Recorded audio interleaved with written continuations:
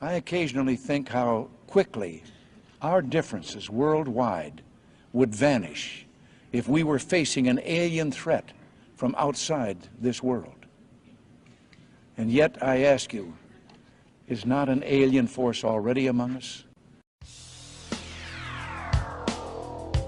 They're all over the damn place. They're in our midst, and they are family. We're related to them because they were the ones that had a hand in establishing us as a hybrid race 100,000 years ago.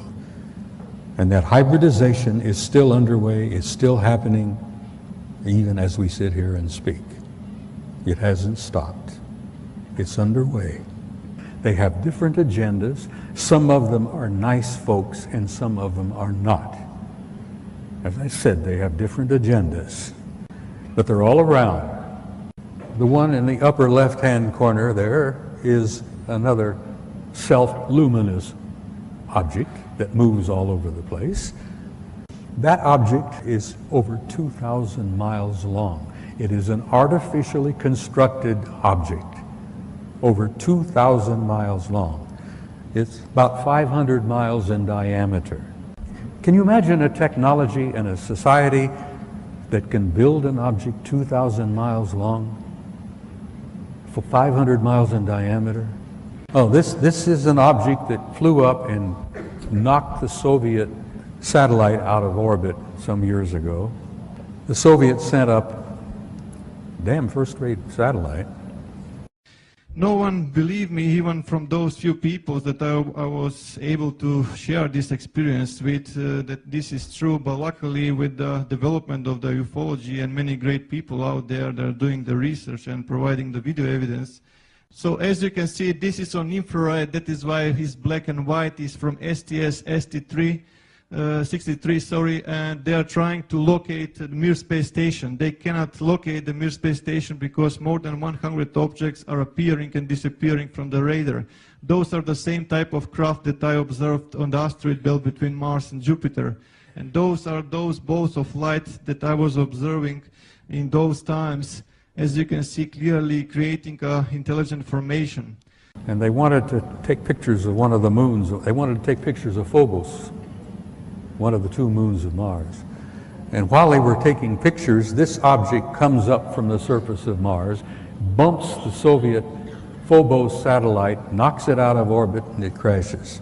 Next picture, please.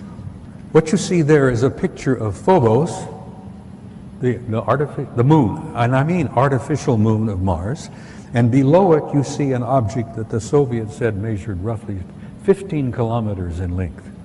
An artificial object near Phobos, the moon, 15 kilometers in length.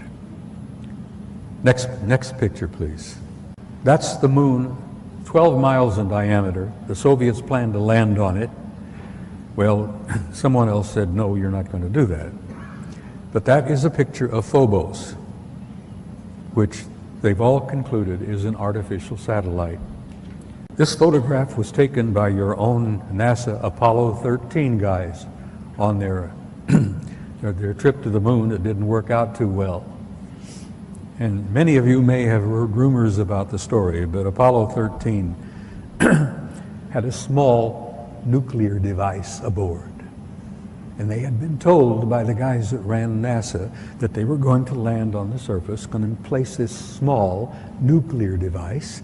And then when they all left and came back aboard and came back, they were going to detonate it and study the reverberations of this nuclear device, study the seismology of the moon, because they've been convinced for some years that the moon is basically hollow. It appears to be somewhat of an artificial satellite. Well, they plan to detonate this nuclear device, and the others said, no, you're not going to do that. We'll get back to that picture again, please. All right.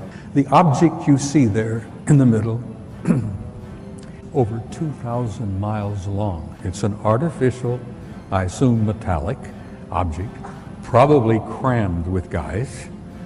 And that object followed our Apollo 13 all the way to the moon, around and back.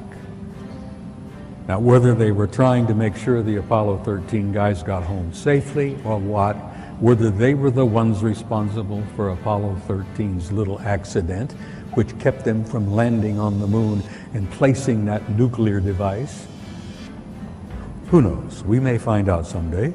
But here you have an artificial object in orbit. Now, I've spent some time aboard aircraft carriers with my kid.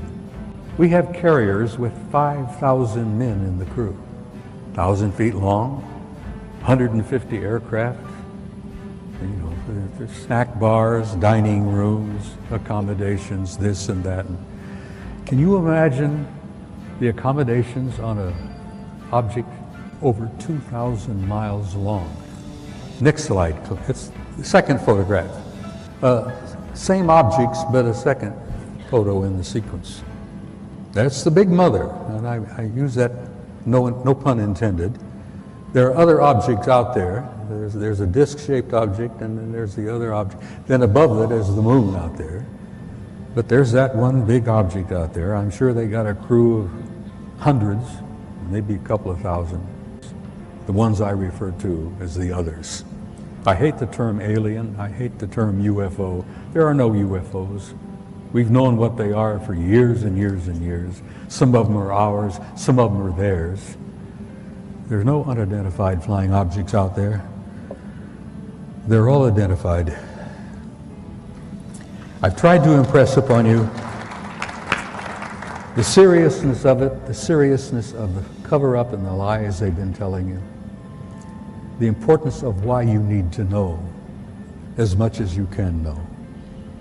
And you need to be presented with the material, because damn it, you all deserve the truth. You have a right to know, and you have a need to know, because you are the people that this whole damn thing is all about.